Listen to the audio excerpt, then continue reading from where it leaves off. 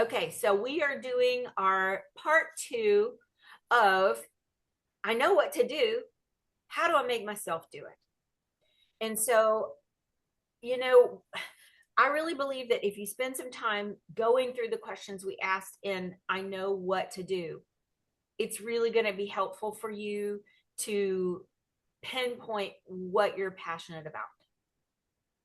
And I know what I'm passionate about because it makes me cry when I think about it. And what makes me cry when I think about it is someone else giving up on their dream. And the reason that hurts me so much, and the reason it's my place of biggest pain, it's my biggest passion, is because I adored my father. I adored my dad. He was my go-to person when I was down. He could talk me off the fence or off the wall or off the ledge every time.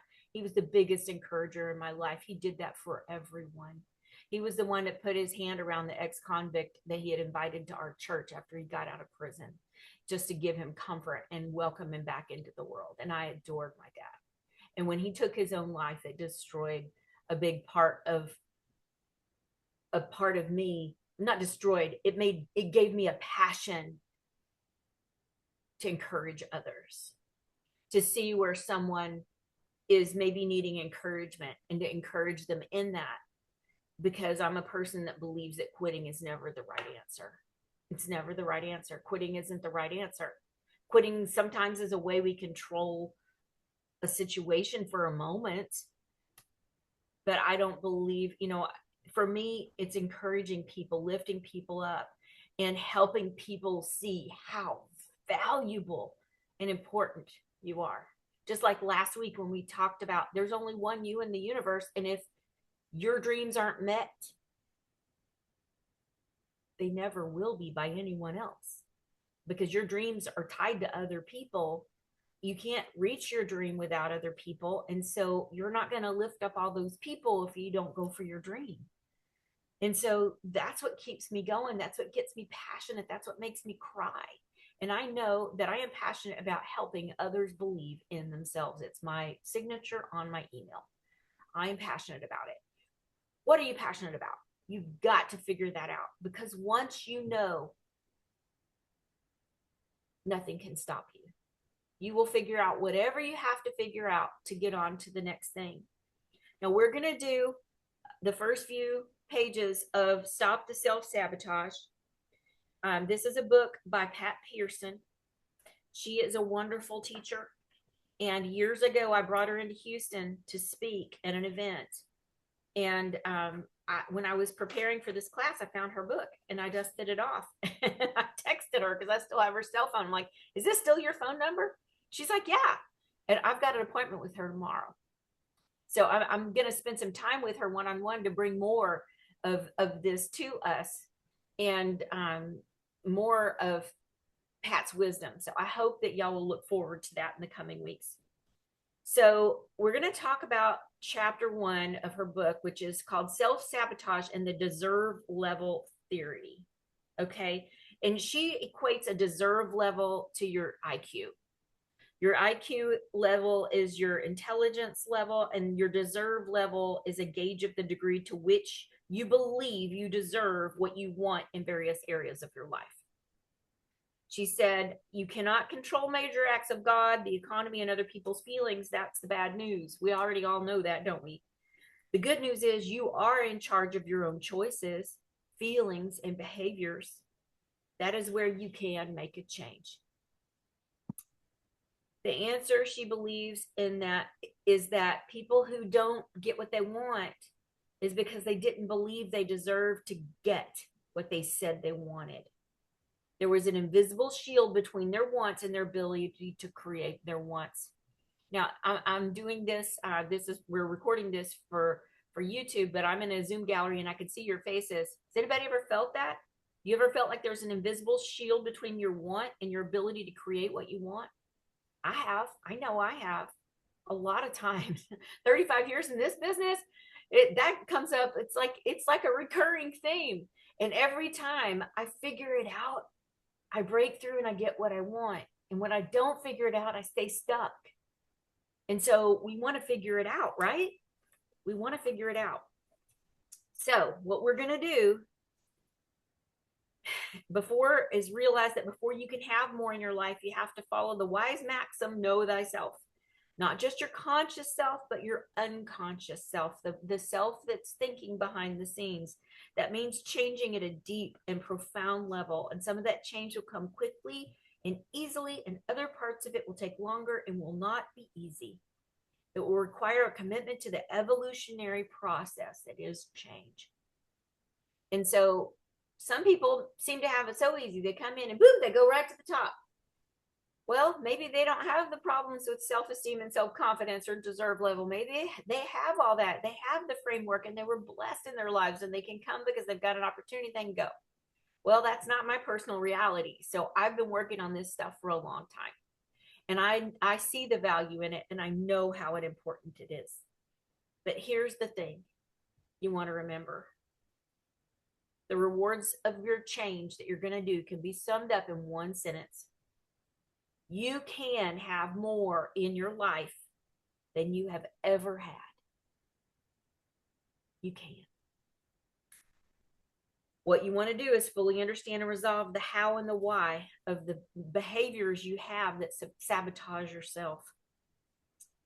Now, what she talks about is what I want to read a little quote for you. She says, our innate sense of deserving to feel our feelings and express our needs starts getting lost as we mature. And instead of believing we deserve love just for being, we lower our self-esteem and try to earn approval and love by doing. We begin to think we must earn love, and so we give up our real feelings to meet an approved image. And so, she just says that change takes time. It's not magic. Because if we've gone through that process and gone to a place where we earned love by doing, that looked for me in my life, that might have looked like seeking approval. The way it looked in my life was winning a lot of things after my father died to prove I was worthy. I have 3 letters on my letter jacket, not 1, not 2, but 3. I mean, that's ridiculous. Who had 3 letters on their letter jacket? I mean, it's just, we all go through stuff. I'm over that now. At least I hope I am. I know I am. But it was a season I went through in life because of some hard things that I went through. So she explains that if we have negative expectations and we believe we don't deserve it, we'll sabotage getting it. She also believes that if we have positive expectations and we believe we deserve it, we'll facilitate getting it. It's that simple. Negative expectations equals I don't deserve it, I'll sabotage getting it. Positive expectations equals I deserve it, I'll facilitate getting it. And we can't always be aware of our unconscious beliefs. We can see the evidence of them by what we have in our lives. So if you're not getting what you think you want and what you say you want, then there's an unconscious belief in there somewhere in your deserve level that's shutting down the getting of it. So what we want to go through, it's, change takes time, but it all boils down to one thing. It's fear. And whatever we fear, if we do not confront and resolve it, the fear wins. So the challenge is for all of us to face our fear, to be in charge of it rather than letting the fear be in charge of us. And until we face it, it will win every time. And fear remains the fuel for the vehicle that is our self-sabotage. So if fear is the fuel, if you're afraid of doing something, that's the fuel that's going to self-sabotage you, then we've got to take a look at it. We've got to look at it in the face and say, I'm going to conquer you, fear, and I'm going to get over it. So I'm going to go over 5 different sabotaging strategies that she talks about in her book. And I'll grab a pen if you don't have one. This is an important 5 things to write down tonight.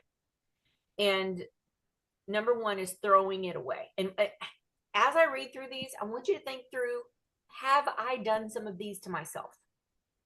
And that's what we're going to work on this week, is thinking about the strategies that maybe um, we have done that have destroyed us, okay, in the past. So one is throwing it away. I get it, and then because I don't believe I deserve it, I blow it. I throw away my dreams. And so in the book, she gives some examples of this. She uses Tony Robbins. If you've ever heard him speak, he did this big thing with millions of dollars of wins, and then he didn't feel like he deserved it. And he threw it all away, and he lost everything, and he had to rebuild it. And so, it's just anybody that you've seen make great things happen, and then they just lost it all. They threw it away. There was something in their deserve level that they didn't believe they deserved it, so they blew it. Number 2 is denial. I won't pay any attention to this problem. It will just go away. It's not really that important or significant. So if that might look like, well, I've got this thing going on over here, and I'm just going to ignore it, and it'll go away, and it doesn't go away. So whatever that looks like for you. Number 3 is the fatal flaw. People who use this strategy may elevate themselves by taking all the right steps, but have a crucial personality problem like an addiction, excessive drinking, hair trigger temper, bipolar personality disorder, perfectionism, that undoes all their best efforts. Number 4, resignation. Deep down, I don't believe I deserve it, so I won't even go after it. I don't like to get my hopes up, then if I don't get it, it won't hurt so much. So we don't even start because we don't want to get hurt. And then number 5 is settling. I want it, but I don't believe I'm good enough, so I'll settle for less. I won't try very hard because I probably won't get it anyway. And so if any of those strategies are things that you've done in the past, I mean, I looked at these and I had almost all of them at one time or another. And, at one time I had an addiction to television and I watched it all the time. I can't even watch it now. I'll stream things and watch shows on occasion, but I can't even watch TV with the ads on. They drive me insane. I can't do it because I stopped watching TV because I was watching a lot of TV, and that's what my director told me to do if I wanted to be a director. She said, Laura, you watch far too much television. You got to stop watching TV all the time or you're never going to make it. And that's when I had been through DIQ 3 times, and she finally gave me a truth bomb, and that was my thing. I had a fatal flaw, and I had to change that, and I did, and I finished. And so we have to know how we sabotage ourselves and be aware of it, or we can't really go to that place. So what I want you to think about this week, I've got a few minutes left, is if you were to sabotage an important goal in your life, which sabotage strategies would you use? You got to know which strategies you use on yourself. Do you talk yourself out of it because you don't think you're good enough? Do you never even really start because the fear is too big? What's the big deal that you're doing to yourself? You've got to know what your thing is. And what fear bothers you the most? Which of these fears bothers you the most?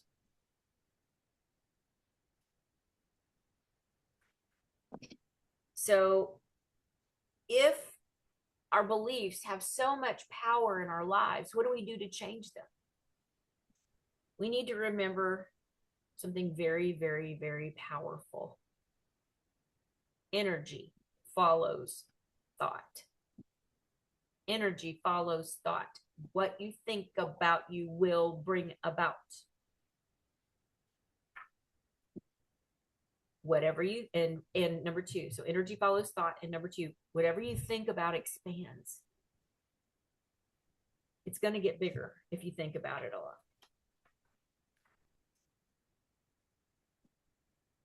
So here's the statistic I told y'all about before we started recording that kind of made me sick. So during this is a quote from a book of Shad Helmstetter. In his book, What to Say When You Talk to Yourself, gives an example of the amount of negative programming that most of us have experienced. Not some of us, most of us. During the first 18 years of our lives, if we grew up in a fairly average, reasonably positive home, we were told no, or what we could not do, more than 148,000 times. If you were a little more fortunate, you may have been told no only 100,000 times or 50,000 times. However many, it was considerably more negative programming than any of us needs. And he goes on to say that behavioral research tells us that as much as 77% of what we think on a daily basis is negative and works against us. Think about whatever good outcomes you are creating are coming from only 23% of your potential positive energy. That is insane. What if we could harness just 20 more percent? That's just huge. So all day long, you're listening to that litany in your head, and you aren't consciously aware of, but you can feel its strain on your energy system. And many of our most powerful beliefs remain unconscious, and they serve as the subtle glasses, the prescriptions through which we view the world, and their influence on our lives is profound, and our conscious awareness of them is minimal. And that's where the deserve level starts, and it replicates itself over and over through your life experience. So I'm going to have to stop there today, but we're not even in to the meat and potatoes of getting what we want. But now we know that the biggest part of it is right here. It's what we're thinking about. So this week, I want you to pay attention to what you're thinking about. And if you find yourself thinking those negative thoughts, just grab them and write them down. What's the negative thought you're thinking about yourself? Write it down. You can't tackle it if you don't know what it is. If you don't write it down, you're not going to remember it.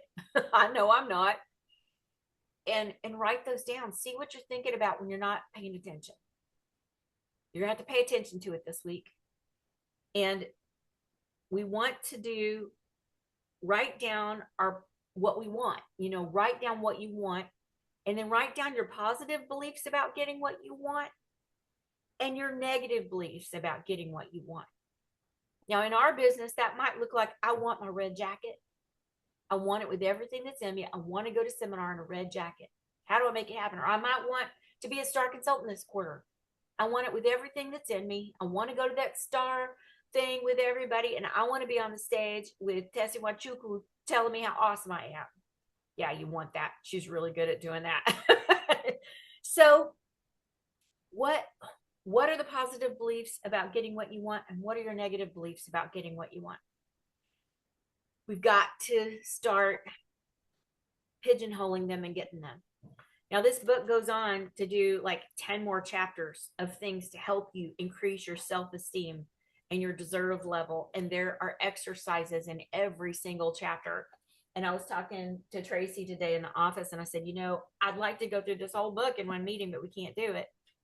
And I don't know if we want to do the deep dive into this topic and really, really work on our self-esteem, our self-confidence, and our deserve level over the next few months. But if y'all want to do that, we can. So, I'm going to stop recording here in just a minute, but I want y'all to write these things down this week. Look at what you're saying to yourself. What are you saying to yourself on repeat? What are some of the negative things that you might be saying that you're not really aware of? Start paying attention. See what they are. When you're thinking about talking to a girl, what are you saying in the back of your head that stops you from it? When you're thinking about talking to a really sharp woman that you meet out, and you're just like, oh my gosh, she's so sharp, I'd love to talk to her. What are you saying that's talking yourself out of it? Pay attention to the pushback and write it down. We cannot tackle it unless we know what it is that you're thinking.